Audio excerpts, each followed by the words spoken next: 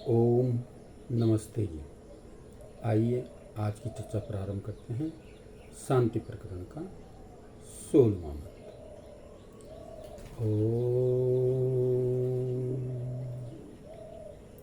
अहानि संभवन्तु न संग्रात्री प्रतिधीयताम् शं न इन्द्राग्नि भवतामवोभिः शं न इन्द्रावरुणारातिहव्या शं न इन्द्रापूषणा वाजिसातौ शमिन्द्रासुमासुविताय संयुः।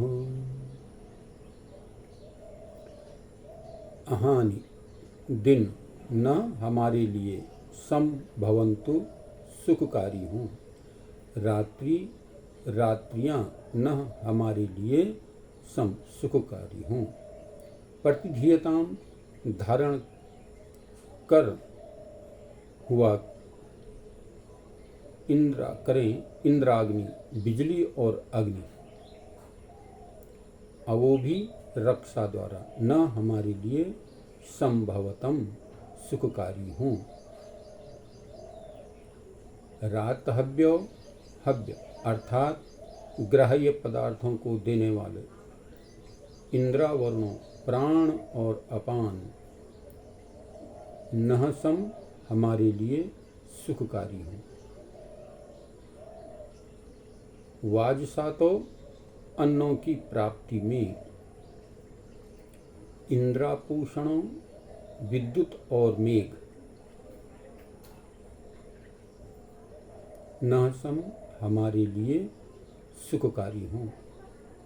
सुविताया सुइताया सन्मार्ग में जाने के लिए या सुवित्ताया उत्तम फल लाभ के लिए इंद्रासोमा सूर्य और चंद्र संयोग हमें सुख प्रदान करें। तो प्रार्थना की गई है, हे प्रभु आपकी असीम कृपा से हमारे दिन सुख से बीते, रातें भी सुख से बीते। विद्युत और अग्नि,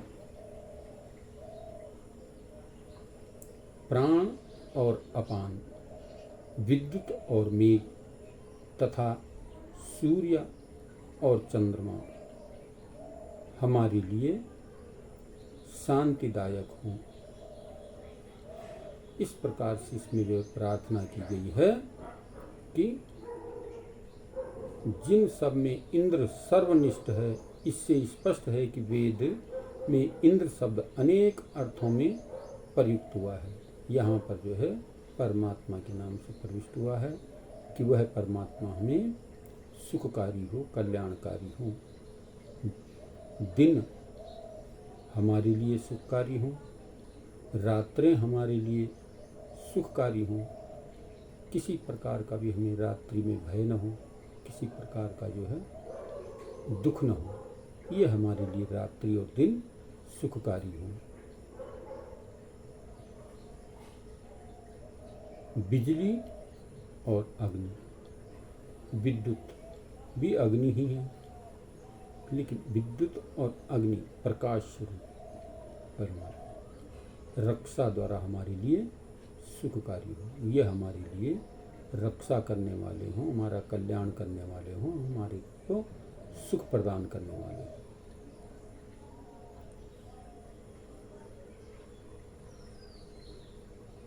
और प्राण और उपान जो हमारे शरीर को शक्ति देते हैं, इस शरीर जिनके आधार पर चलता है, ये भी हमारे लिए क्या है, सुखकारी हों, कल्याणकारी हों।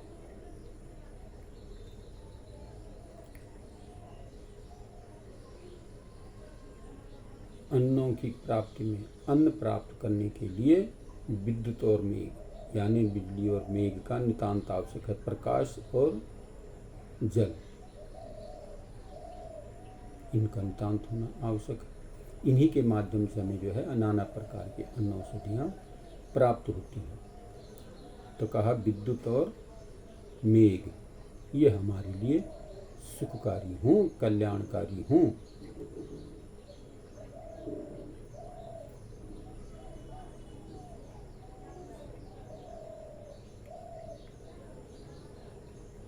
और सन्मार्ग के लिए, उत्तम मार्ग में जाने के लिए हमारे लिए सूर्य और चंद्र ये भी सुखकारी हो।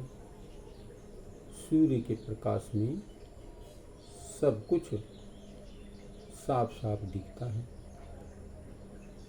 और रात्रि में चंद्र का प्रकाश हमारा मार्गदर्शन करता है, शीतलता प्रदान करता है। तो कहा सूर्य और चंद्र भी हमारे लिए कल्याणकारी हों, सुखकारी हों, इनसे हमें हर प्रकार से जो है सुख मिले। तो रात्रि दिन हमारे लिए कल्याणकारी हों, विद्युत और मेघ हमारे लिए कल्याणकारी हों, सूर्य और चंद्र हमारे लिए कल्याणकारी हों। नाना प्रकार के अन्न औषधियों द्वारा हम अपने जीवन को सफल और श्रेष्ठ बना करके हमारा जीवन सुखमय हो, शांतिमय हो, कल्याणमय हो। इसलिए इसमें जो है विशेष प्रकार से सुख की कामना की गई है कि हमारे जीवन में सुख प्राप्त होता रहे, हम सुख की ओर अग्रसर होते चले जाएं और इसके लिए हम वेदों की ओर लौटें, वेदों का स्वाध्याय करें। वेदों से ही हमें समस्त सुख प्राप्त हो सकता है। इसलिए वेद स्वाध्याय करते हुए हम अपने जीवन को सफल और श्रेष्ठ बनाने का प्रयत्न करें। तो आइए आज की चर्चा को यहीं पर विरमित करते हैं। ओम शांति।